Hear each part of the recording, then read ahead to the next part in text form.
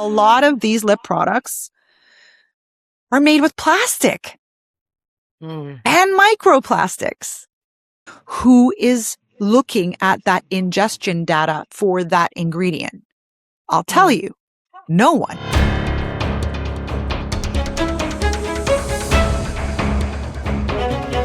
I'm Whitney Di Bona, attorney and consumer safety advocate.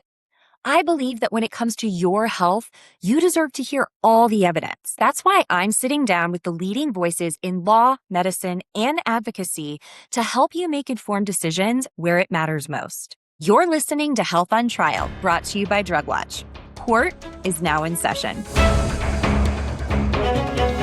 Every single day, most of us apply lip products without a second thought. But what if the ingredients in your favorite lip gloss, lip balm, or lip mask were never tested for what actually happens when they go into your body? And what if up to 90% of those products contain microplastics? My guest today spent over 20 years as a beauty industry insider, a California attorney and global innovation consultant who launched some of the most successful products in the beauty industry before uncovering what she calls one of the biggest blind spots in beauty history. Lip products are classified as cosmetics, external use only, and yet we ingest and absorb them all day long, every single day, through two pathways that no regulation in the world fully accounts for. When she couldn't ignore this anymore, she didn't just sound the alarm. She built the science, filed the papers, founded a nonprofit, and created the world's first independently certified microplastic-free food-grade lip product to prove it could be done. Her name is Laura DiGirolamo, founder of YOM Beauty and the Lip Service Alliance. And today, we're putting the lip product industry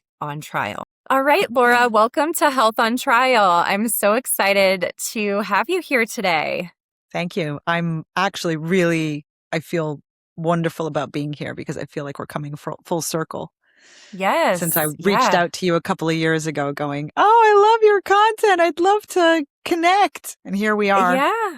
I know. Fate. Yeah, we talked a while ago about a project that you had in the works and some really interesting information that you had uncovered about one of the biggest parts of the beauty industry, which is lip products. And so I'm so happy to have you here today because this is, a couple years into research and a lot of really hard work that you've been doing. And now you can kind of finally put all of this information. Yeah, finally put all this information out into the world. So when you reached out to me before, you basically said that you had uncovered one of the biggest blind spots in the beauty industry. So why don't you in beauty history?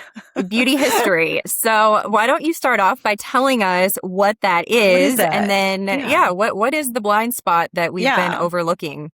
So we'll talk about the meat and potatoes up front. And then if you ever want to know how I got there was a health journey behind it myself. But in short, it's been something that's been hiding right underneath our noses. And people being in the industry like myself for 20 years didn't see it. So this isn't a finger pointing game, and I'm not doing this because I think, people are out to poison you or I don't want to have that. I really am very positive about, what the effect of this research and work is going to have.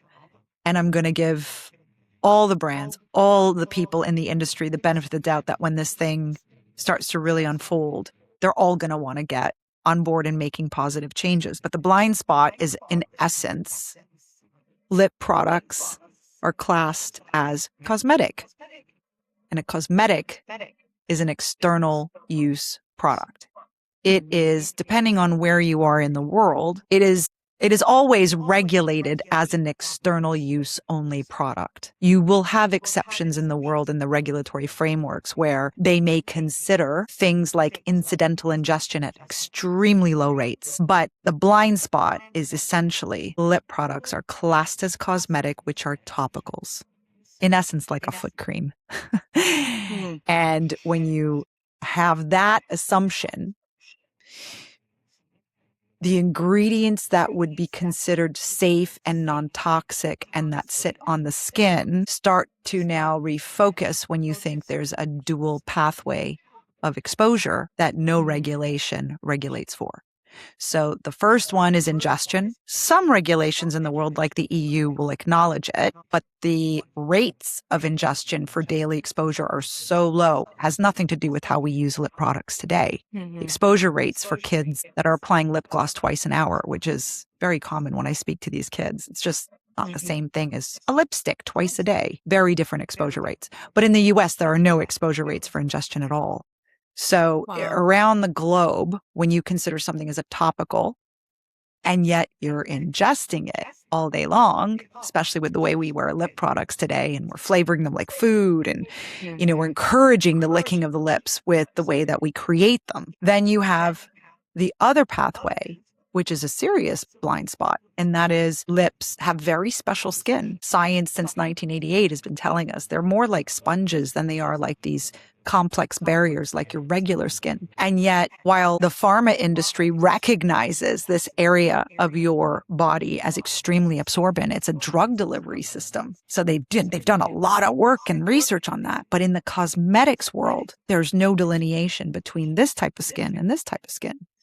So when you have a 72-hour wear lip product and it's sitting on your lip vermilion and people say, oh yeah, but that's on the outside. No, you feel your lip. It gets wet about halfway in. That's closer to oral mucosa than it is to epidermal skin, the epidermal. So lip products, classed as topical, meant to stay on the outside of the body, and yet going into the body in not one way, but two ways. And most regulations don't account for the ingestion. If they do, it's way out of whack with how consumers are. I mean, what's the stat is 40% of American women layer 5 lip products at once in one go to get the look. So we are just inundating this lip vermilion and this oral mucosa. Like we laugh at the auntie who smiles and she's got that pink, lipstick on her teeth. It goes in. It goes in. It's just part and parcel of putting something in an area that is meant to be a doorway into your body. So the blind spot is we are not creating these products or regulating these products with today's real world consumer market use in mind. Yeah. When you think of the average person wearing a lip gloss and reapplying it 8 times, 10 times a day, which usually when you wear gloss, you're globbing it on. It's not like a lipstick where you just dabble it and the color stays, But even there, if the color stays and it's long wear, who did the research on long wear inks products that sit on lip vermilion on that specific skin? So cosmetic industry doesn't really delineate between regular skin. Even if you want to go in and do some patch testing, they patch test lip products on the inside of the elbow or on epidermal models, which are very biologically different. I think the stat that really got people shook was if you put testosterone on the inside of your mouth here, which is, proper oral mucosa tissue, but your lip vermilion is closer to that. And also, if you feel that wetness on the midpoint of your lip, it's still touching this area, right? Testosterone has an uptake in the drug industry. It's clocked at 80% when you put it here. When you ingest it, it's 30% uptake. So the gut does something to try and, it blocks things, it breaks things down. It's got an acid. It's a digestive system, right? So not to say that that's any better, because if you chronically ingest something over and over and over again, you're going to have other issues. But, lip vermilion and the oral mucosa is very special. So we have to start understanding that, especially with the way consumer products perform today. I mean, there's like lip stain that's meant to stay on your lips for like 3 days. Yeah. I know. It's I see crazy. all of these beauty influencers using that stuff that you basically like paint it onto your lips and then it stays on for so long and then they peel it off and then it's like their lips are just stained. I cry when I see that, because I realize that, and the brands are not doing this because they're, trying to, it's just lip cosmetics as topicals have certain regulations and everybody is staying in the lane of what is there. But I think because the cosmetic regulations don't discern between lip biology and the rest of the face, even if you do safety testing, like, for example, that's required in the EU for dermal, how much goes into the body. Well, those models of saying how much of this formula will go into the body, it's based on this skin. This skin is 15 to 20 cells deep. It's got oil glands. It's got hair. It's designed to have a very complex barrier to keep things out. It's still a sponge to a certain degree, but it's designed as a barrier. This is a sponge in a different way. It's meant to take things in. It's just how this area is built. Yeah. So if you then say, well, how much of this lip product when applied on skin goes into the body, and the EU regulations, and this is only EU, say, oh, we'll assume 100% absorption. What's getting absorbed? If the particle sizes in that product would not pass through this skin because they're larger, would it pass through this? Who knows? So it's the oh my God moment of we're using the wrong lens for a product that just continues to innovate and innovate and innovate. I mean, now we've got lip masks and lip oils and it's an industry that has innovated so much that what you see today looks nothing like the lip market when those regulations were formed and they went, oh, let's just assume that women apply a lipstick twice a day or a lip balm twice a day. That's a very old study. So, and again, that is only really in the EU. Everywhere else, you really just go to cosmetic. It's like a foot cream. Yeah. So what are we eating? That's the next big question. What are we eating? What are we letting through this oral mucosa? Well, a lot of these lip products are made with plastic and microplastics. And when people hear that, they're like, no, not my lip product. But the truth of the matter is, even in the EU, REACH, who wrote this into law, said by 2031, lip products should come with a warning on the box that say made with microplastics. And by the way, they estimate that to be 80 to 90% of lip products. So you're saying this is something that was passed in the EU, and they're saying that what is REACH? So REACH is the part of the government that is creating these regulations specific to the cosmetic industry. Okay. And when you have an official government organization that writes law saying by 2031, that's, by the way, in 5 years. 5 years from now, if you use any of these recognized microplastics, your box now has to come with a warning. There are a couple problems with that. one, why 2031? Exactly. Just to put the warning on it. They're not even just saying to put the warning. That's not to get rid of it. Your product. We in the EU, they've banned microplastic beads in body wash already. You can't do that, right? You remember that? It was maybe 4 or 5 years ago. Yeah. You can't use microplastic beads in body wash because the fallout of it going down the drain and going into the environment, oh my gosh, right? It's bad. What happens when you're repetitively chronically eating the microplastic off your lip? Does anybody know that? I mean, we don't have any. Well, we do know that when you chronically expose yourself to microplastics, there is a bioaccumulation that happens. And now they're being connected to things like heart attacks.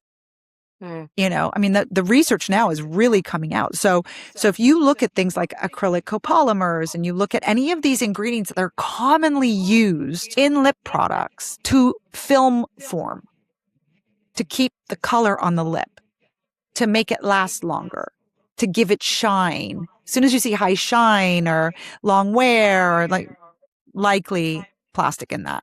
Now, the other issue that I flagged, or that my team flagged with me on these papers, is that it's not just microplastics as defined by REACH. Because if they're liquid or they're solid or there are a lot of plastics that still will be okay after 2035. So 2031, REACH says in the EU, it has to come with a warning on the box. By 2035, which is in 10 years or 9 years, these microplastics will no longer be allowed. And it's a short list. So how one defines what a microplastic is today will affect what will be allowed in 2036. So if let's say, for example, and I don't know, I'm just saying this because the research isn't there, but if you say something like synthetic wax hasn't really been studied, it's not really falling under the definition of, would that be allowed? We don't know. So there is a complexity around how these ingredients are defined, but I applaud REACH and I applaud the EU for at least trying to take steps towards the right direction. I just thought, well, wait a second. If REACH has had these discussions and knows the microplastics are in the lip products, and we know now so many of the trends, and I wonder how many people at REACH actually go into these beauty retailers and shop. Like, they're flavored like food now, and desserts, and they're food collaborations. And so a consumer will just reasonably make the assumption that if it's flavored like a food, if it walks like a duck and quacks like a duck, it's going to be a duck, right? But this thing smells like donut, tastes like donut, smells like strawberry, tastes like strawberry. It's got to be okay for me to eat. And you've got these kids that are on TikTok and the like, and they're squeezing the tubes into their mouth, and they're whoa, that was never regulated for that. But because it's a food association, these kids are just eating it, literally eating it. But that doesn't matter. What I'm looking at is like the more average everyday person, even like, pregnant women are like, oh, where are these plastics in the umbilical cord coming from? Well, if you're a woman and you're putting on a lip gloss 3, 4, 5 times a day and you're ingesting plasticizers all day long, and even by REACH's definition, plasticizers that would be considered microplastic and bioaccumulative. Where do you think it's coming from? It's an aha moment, because you look at some of these amazing documentaries that are coming out that highlight how many microplastics we're exposed to. It's in our sponges in the kitchen sink. It's in our, it's leaching off of a plastic bottle. It's in the air. If we told the average, it's in everything. But like, if we told you that you were intentionally applying and reapplying 1, 2, 3, 4, 5 lip products that have them in there that are flavored like food, would you continue to wear that product in that way? Consumers need to know and then make an educated decision. So when I discovered the blind spot on ingestion, types of ingredients, absorption through lip vermilion, I did 2 things. The first thing was to amass teams of experts, because I could see it. I thought I saw it, but like, I'm one person and this is a complex issue. So I pulled on people who I found in, professors in universities and researchers and specialists in microplastic, and my business partner on YOM on the commercial side, because we wanted to prove that you can do these formulas without these ingredients. She's an endodontist, and so we're looking at that mouth health connection. What is the importance of the discovery that we made? So for the last 2.5 years, it was research, pull the papers together, qualify and quantify the gap, both regulatory and biologically, and put them all into 2 papers. One that'll talk about real world use of lip products and what regulations cover and don't cover, and where this gap is and what we need to do. And the second one is, your lips are different. All these other industries will tell you they're different. And we are in the cosmetic industry using it the same way.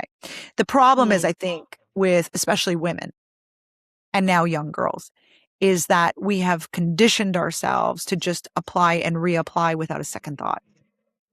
And so it's going to be really difficult to get people to shake people awake and say, I know you think that you haven't died yet from this. I don't mean that you would die. I'm saying that I know that you're thinking, well, I do it every day and I'm still alive. Right. That's not the point. The point is that we are plagued as women. We're plagued with autoimmune conditions. We have way higher autoimmune than men, and now you're seeing other illness. Where is this all coming from? Well, you look at the explosion of the lip market in the last 5-10 years, and new categories and long wear, and the performance. Performance is key, right? People want their lipstick to last for 5 days now. Yeah. But no one That's is crazy. yeah. So you just assume I will make this product for this use and it's fine and it's great. But like in the US, for example, there's no pre-market safety assessment for a lip cosmetic going to market. Mm-hmm.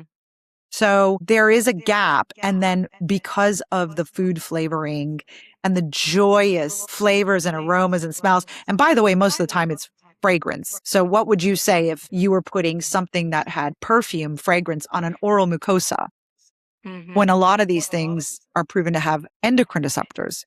Well, when you have an endocrine receptor and you're putting it on something so porous and you're doing it not once, not twice, not three, you're sleeping in it now. People have like things that they put on before bed to wake up with baby soft lips. Yep. So we are just on autopilot.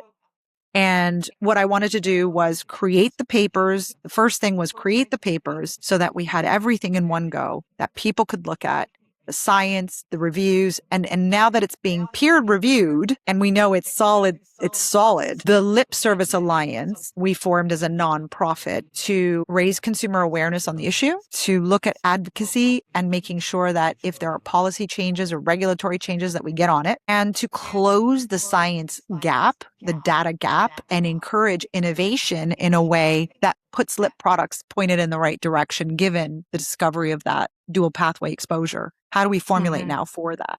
And to get the industry, get the arms around the industry and just go, okay, it doesn't matter if you're in the EU, in the US or China, or it doesn't matter. Let's all work together to solve this because lip products aren't going anywhere. Actually, the average user is getting younger and younger. I believe that. I think that lip products are like, if I actually recently, my daughter, I had to get something in Sephora. And I buy very few products in Sephora. She's 7. So she came in with me, and of course she's like, "Mommy, can I get this? Mommy, can I get this? Mommy, can I get this?" And I'm like, "No, you're not." Like, there's barely anything in Sephora that I will buy. There was like one specific product that I was going to go in there to get, because I'm, pretty picky about all of the makeup and beauty products that I use. And, unfortunately, even the clean stuff at Sephora, it just, not saying that it's, the worst thing in the world, but it doesn't quite meet my standards, most of the products. So anyways, we're in there and she's like, "Can I get this? Can I get this? Can I get this?" And I'm just looking at everything in there and I'm like, no. And also, like, you don't need any of this stuff. And so I think sometimes I will let her use just like lip gloss, right? I feel like that's very common for moms with younger daughters. It's like, well, I'm not going to let you wear foundation. I'm not going to let you wear mascara. But I'm not going to let you buy a retinol cream, which is like what started this whole. Right. Well, you which just some people are buying that at really young ages, which is just terrifying. You put your finger right on the reason why this category has exploded in recent years. We had the rise of social media and young girls looking at these trends in skincare. And so they were going in saying, Mommy, I want to buy X cleanser or mask or whatever. And moms are like, well, okay, there's, it's whatever, it's fine. Here you go. And then the skin starts to go crazy. They start getting all these issues and then it hits the news and these young girls should not be being bought these products. And we need new teen brands. Now we need brands specific for younger skin. And so there's this whole movement, right? So what happens when you're going in and you're a mom and they're saying, Mommy, I want to buy X, Y, or Z. And you're going, nope, absolutely. Pick a gloss, pick a balm, pick a gloss, pick a lip mask, pick a this, pick a that. It's got to be for your lips and lightly tinted. Maybe, depending on your age. But lip products saw the boom that they're seeing because of that. I think as a person who understands consumer behavior, it makes so much sense. So now the development within regulatory allowances, the smart people at brands will be like, well, if they're buying it, let's make it juicier and tastier and let's look at nostalgic flavors and let's make it pleasant and fun. So now you've got this huge gourmand trend that isn't going away. It's just getting even more intense. Now you're having food collaborations and they're like, it's not enough just to make it taste like, XYZ. You're making it, you're actually handshaking with that company who made that flavor famous, and then you think, oh, wow, that's not just a strawberry cream, da da da da da. That's a product that I know that is a food that is very famous, sold by that food brand. So the association in anyone's eyes would be it's a food. It's okay to it's just natural to think it's okay to taste. And I always say to people, oh, do we really eat that much? We'll talk about ingestion rates because the papers have that in there, and it's shocking. It's shocking. The old thing that gets thrown around is a woman on average eats 9 pounds of lipstick in her life. That is from a study in the early 2000s that assumes you apply 0.027 grams. That's very little. That's like, little bit of lip color on your lip. And you do that twice a day. And that's where that stat came from. It's an old study. I would speak to young girls who reapply constantly. They have them on charms. They have them on backs of phones. They have them in their pencil cases. They have them next to the bed. They have them at sleepovers. They put them in their bag. I was looking at these kids, 75 tubes in a collection. Lip oils, lip glosses, lip this, lip that. And I'm like, this is out of control. And the people who are trying to create these safe regulations around lip, they're not in the marketplace and they're not seeing what's happening. So I don't think, again, I think it's just a runaway train, and we have to go, whoa. Hang on a second here. What is a kid whose body weight is way less than the assumptions of any regulation in the EU? I think the body weight assumption is 62 kilos or 65. It's a lot higher than a young girl who's putting this on over and over and over and over again. So do you see? That's just ingestion. Wow.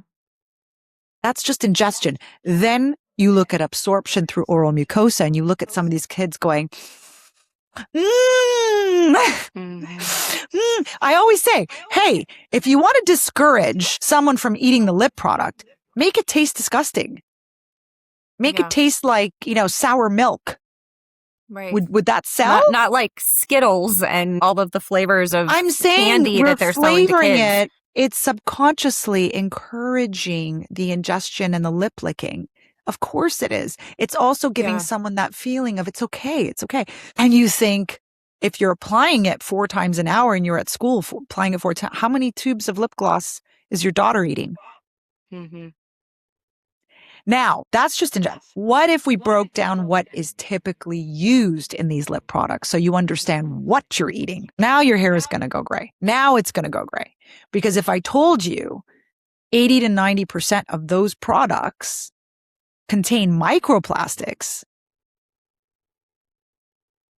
I'm not even talking about plastic. I'm just talking about microplastics, which again has a very narrow definition of what that means. It's such a new area, relatively new area that people are studying, right? So let's just say plastic. So things like, let's talk about polybutene. Polybutene, if you go and you look at the average lip oil, and it doesn't matter how much you buy, how much you pay for it. This is not a premium mass thing. This is a formula thing. What do people love about lip oil? Shine, tack, wear, all this stuff, right? First ingredient, a lot of the times, or in the top 3 ingredients, is polybutene. What's polybutene? Polybutene, and it doesn't matter what grade you get, okay? It's the same ingredient. Chemically, it's the same ingredient. So you can do industrialized or not. Most of the time, it's just like, it's non-toxic. It's non-toxic. When you put it on your skin or you touch it with your fingers, it's non-toxic. When you're talking about topical stuff, it's a non-toxic product. It is the non-toxic glue in rodent and fly traps. That is what they use to stick the animal to the trap. Because it's that tacky. It's like liquid tar.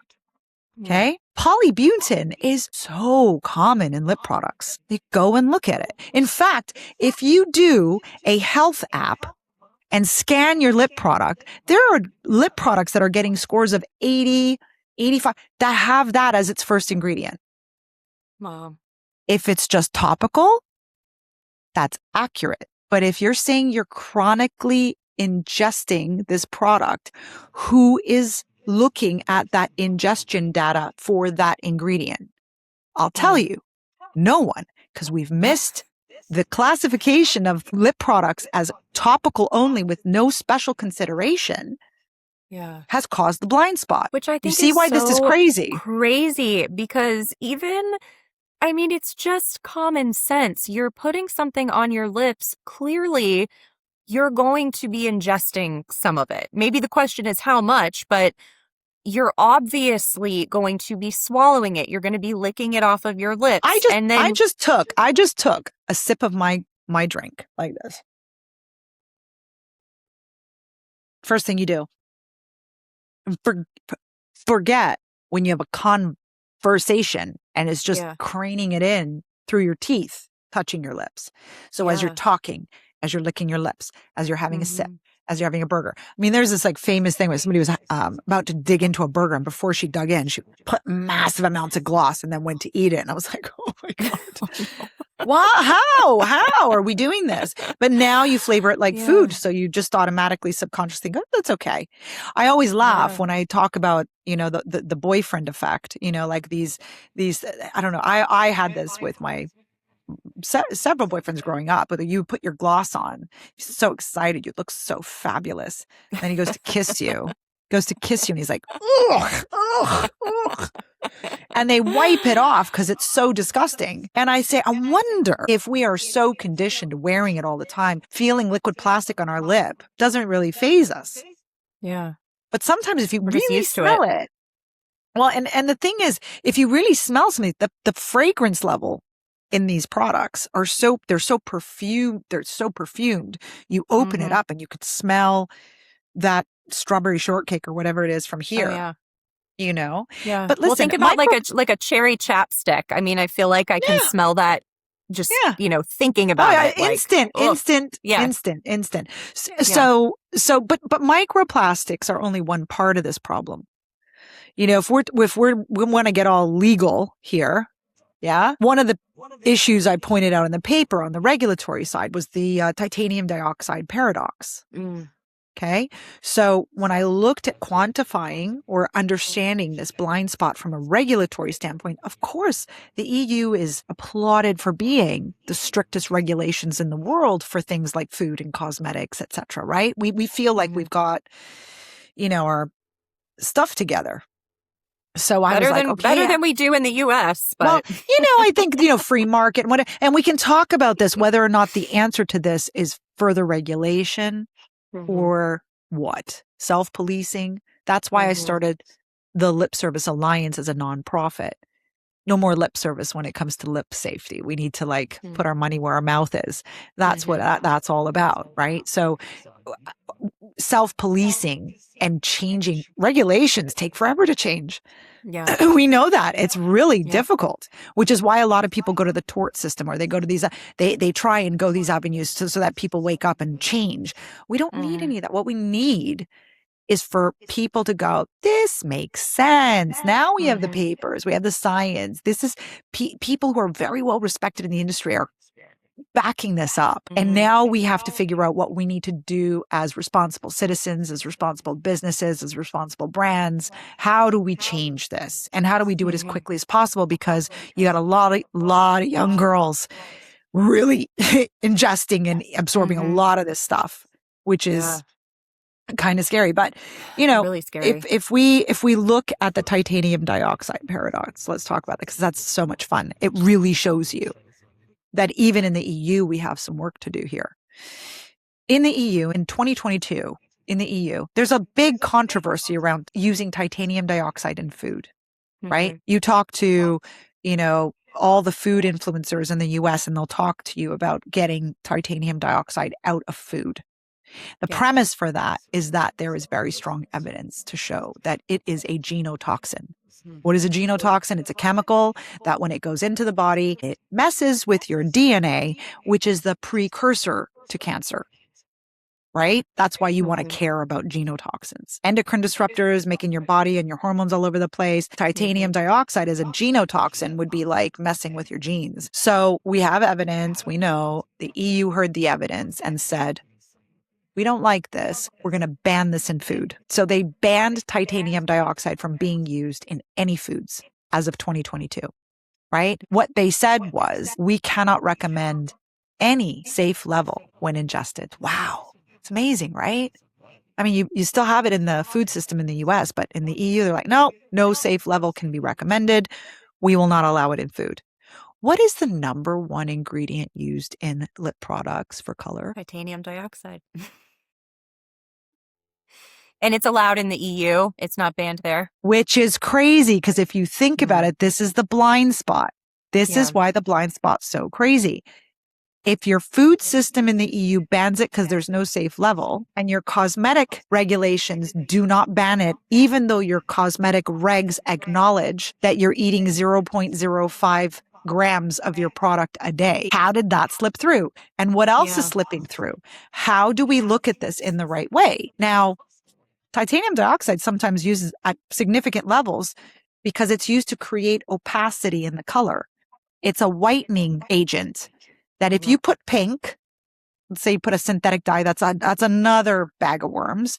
But synthetic dyes, right? You put that on in your formula. You add TD into it. You add titanium dioxide into it to make it pop, to really make that color opacity, or even just a color payoff on the lip that's really pretty. That's why we have it. That's why we use it. So part of the reason, I mean, I said at the beginning, I did two things when I started this. One was the nonprofit and pulling all these people that we've worked with on creating these two papers under the nonprofit to show we need to change things fast. The other thing, which is equally as important, because when I say this to everybody, they say, well, what am I supposed to wear now? How am I supposed to know what to wear now? It's the number one question I get. And I said, as an innovator in the beauty industry for over 20 years, that understands formula, that knows where to go, that doesn't take no for an answer. If I want to make something happen, I will find a way to make that happen. I thought, can we look at the number one performing lip product for kids, that lip mask has become a very popular product. It's tinted. You wear it before bed. You get baby soft lips. It comes in food flavors, and everyone is making lip masks now. It's a relatively new category, but it is a category that relies on plastic a lot. So I thought, well, what if we could make a lip mask that wasn't just using ingredients that were cosmetic grade that were safe for skin, because that's important. We want to make sure that every single ingredient is also food grade certified, so that if it makes the accidental journey in, it's okay. Until we close the gap on data and understand the research on these ingredients, this is a good new gold standard to have if you want to apply and reapply. And then we went ahead and made the extra step of making sure that every formula is independently microplastic-free certified. So we go to an independent lab, an independent body, and say, can you take every single one of our formulas and make sure that it's microplastic-free? And they go through all their tests, and it takes months, and they come back going, yay, here's your paper. You've done it. So we're the world's first independently certified microplastic-free lip mask. Because if these kids need to get off of that stuff, we have to start making beauty products that they'll want. I mean, wouldn't it be great if we thought we could just make this stuff in the kitchen and they'll put on their lips whatever mommy makes? It's not going to happen.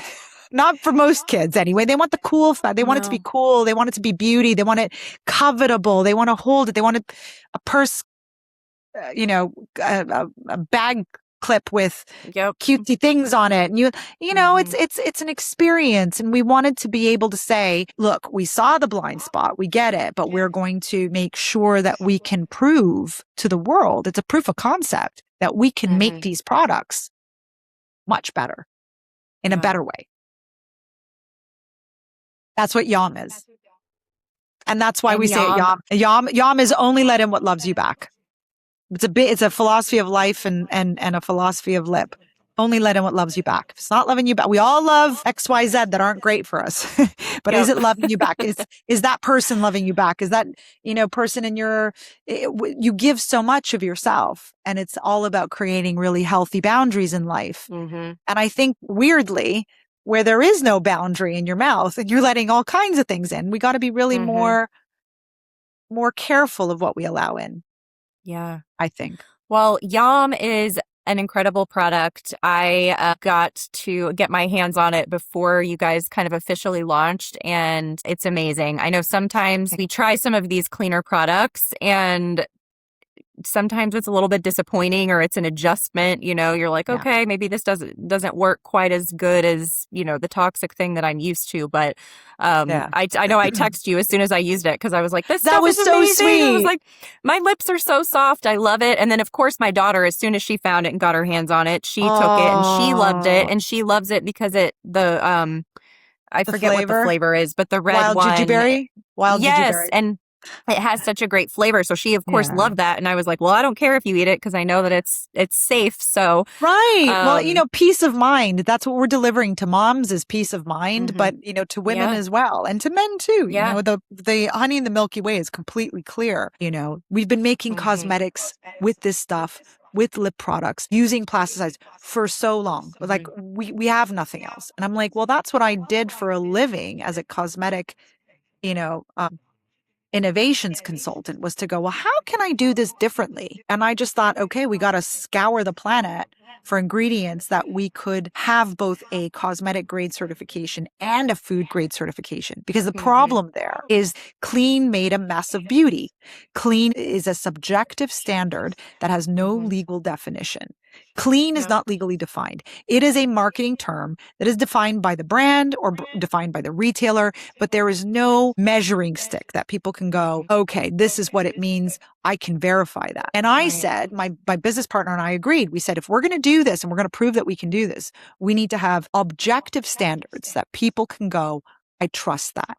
So if you know that every ingredient has a food grade certification in addition to the cosmetic grade, you know that it's good for your skin and it's already been approved for that accidental journey. And we use EU standards for food. And then to have an independent certification for microplastic free. That's a lab outside of us that says, okay, yeah, this, and we did it in the packaging, no microplastic, fallout from the packaging. That's all very innovative material. It's food safe glass. It's food safe bio-based materials.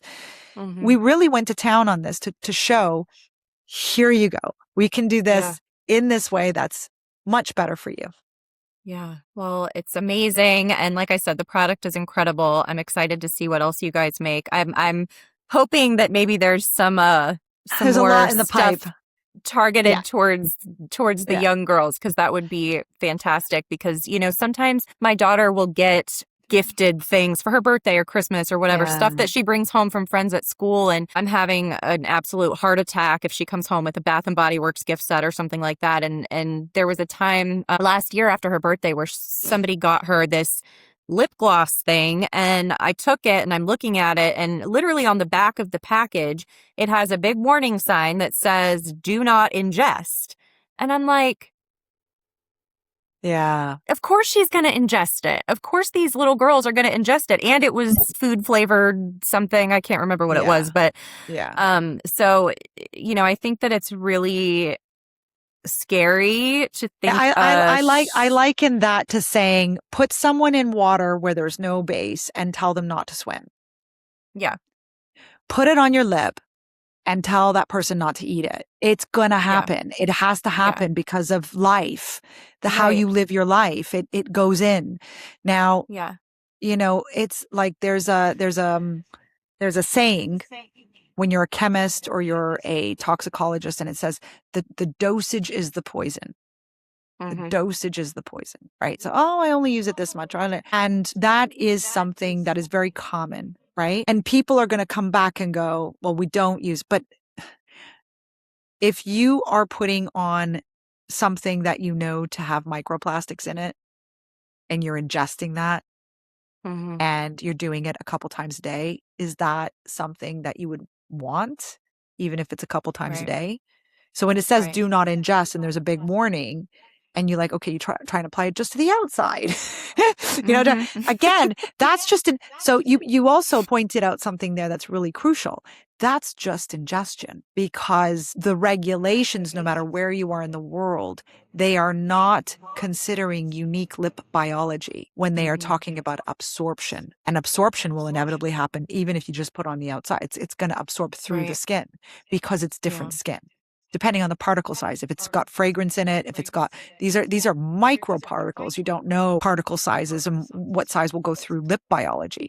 So it's so important that we spread the word. We get people to join the Lip Service Alliance. We show them through YOM that you can do it. There's no excuse. You know, we're a small startup company and we're doing it. It's not easy. It hasn't been easy.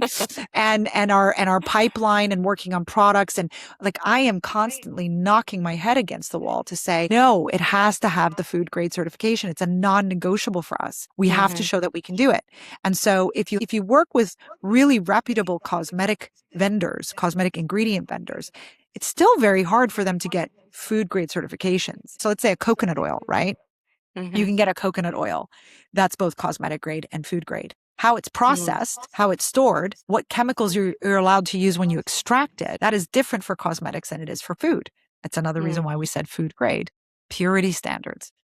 Yeah. So it's very hard to find people who are doing food grade who can then say, yeah, we'll also give you cosmetic grade. But this is the future of lip products, I think. I think we need to start looking at it like this.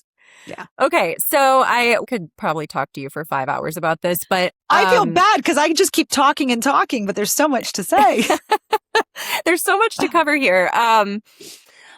So, okay, if somebody goes and looks at a lip product in their house right now, how would they know if it had microplastics in it? Like, would it say it on the label? What should they be looking for? So I have a founder's page where I try and educate people on this. It's interesting because I feel like the algorithm really doesn't want to push this post. I mean, on one post, we have like 3 million views. And on this post, there's 40. So like something is like, what's going on? So it says, they know your lip gloss is made with plastic. Do you? And it's that when I say they know, I'm not going, oh, they're going to put, I just like, it's a law.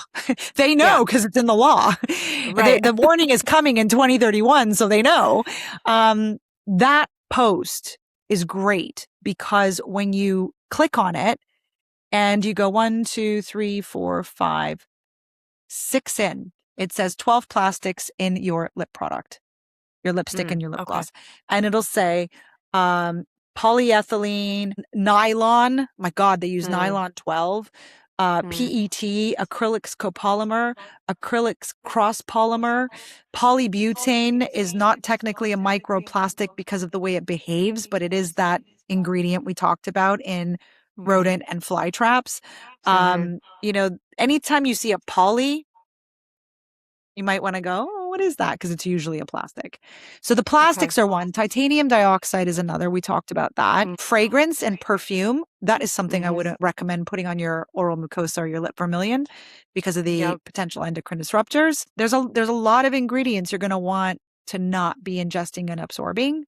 But microplastics and plastics is the hot topic today in the media because of the documentaries. So there's a great list of the ones you might want to avoid on that post. Yeah. Well, thank you so much for everything that you're doing. And I'm so excited to see what else you're going to do. I am going to work overtime to make you a lipstick because we need a lipstick because that's that's the thing that even with all the clean ones, it's that whole, you still have to have titanium dioxide if you want it to actually have color. You still need to use the petroleum dyes if you want it to work. Well, that's what they say, but I think you're going to maybe tell us something different. I can tell you hand on heart, there's a way around it. That's what innovation is all about. And I'm so excited. One of the biggest excitements I have about this whole thing is that at the end of the day, when people start hearing this, the big businesses making these ingredients will see there is an area of opportunity for innovation. We can take these food grade ingredients and make them behave more like these cosmetic grade ingredients. And we can do this by working together. It's so cool when you see some of these things. The regulations just have to start opening up there because right now synthetic dyes in the US, you can only use synthetic dyes in lip products for color. Look into that regulation. It's to try and protect people from the heavy metal contamination and sort of impurities that happen with synthetic dyes. They need to be looked at. They need to be overseen by the FDA, which is good. But the problem with that is that the innovation that's happening in food grade color. It says for a cosmetic, you can't use it for color. You can use it as an additive for antioxidants, but you can't use it for a color. It's crazy. So we have to look at some things that we can change quickly in the regulations to open the floodgates on making lipstick colors just from food. Yeah. I mean, Cleopatra did it. There's a way to do it. There's a way to do it. But I will make it. You tell me what color you want, and I will make it my top priority. All right. I can't wait. Well, thank you so much for being here. Whenever we close out the show, I like to ask my guests to give us a little closing statement to the jury, to the listeners, just kind of wrapping up what final thoughts you want to leave them with. So what do you want the listeners to know about why we need to care about what we're putting on our lips? You use a word, care. And so many times, and I've learned this the hard way in my life when I got really, really sick, caring for oneself can sometimes feel counterintuitive when you're not used to doing it your whole life. So I am not delusional about how hard this road ahead is. But if there's one thing you do, it's a quick win to not put stuff on your lips that haven't been screened for that dual pathway in, because that is caring for yourself. And I'm not fear mongering. I'm not saying, like if you're going to use lip products and chronically use them throughout the day, it's a quick win to look at this a different way, to help the industry wake up, make noise, share, follow, tell people that you want this change. Stop thinking it's not doable because it's such a mountain. We can do anything we put our minds to. Anything. I believe in manifestation when you have the hard work behind it and the determination and the passion to say you can make anything happen. You just need to be determined, and you need to find your people to help you do it. So don't feel forlorn.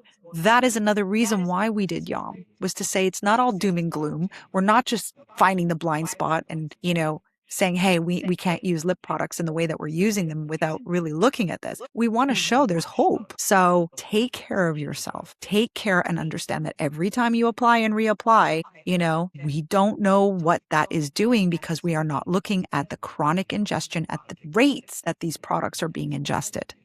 If you care about yourself, there's a way forward. We need to band together, make a change. I think it's going to happen. I know it's going to happen. Yes. I know it's going to happen too. I know you're going to make it happen. With help from you. Yeah. And, Drug Watch. It's amazing. And people are amazing. When they want change, they'll make it. Yes. All right. Well, thank you so much for being here. It's fantastic. Laura. We really appreciate it. Thank you. Thank you so much. Okay, members of the jury, you've heard all the evidence, and now it's time to decide your final verdict. If you enjoyed today's episode, please leave us a 5-star review on Apple or Spotify and share it with someone you care about. Until next time, court is adjourned. Just a friendly reminder that the information presented on Health on Trial is for educational and informational purposes only. Nothing in this podcast constitutes legal advice, medical advice, diagnosis, or treatment. Always consult a qualified physician, attorney, or other licensed professional before making any health or legal decisions. The views expressed by our guests are their own and do not necessarily reflect those of Health on Trial or Drug Watch. Reference to any specific product, treatment, lawsuit, or organization does not constitute an endorsement.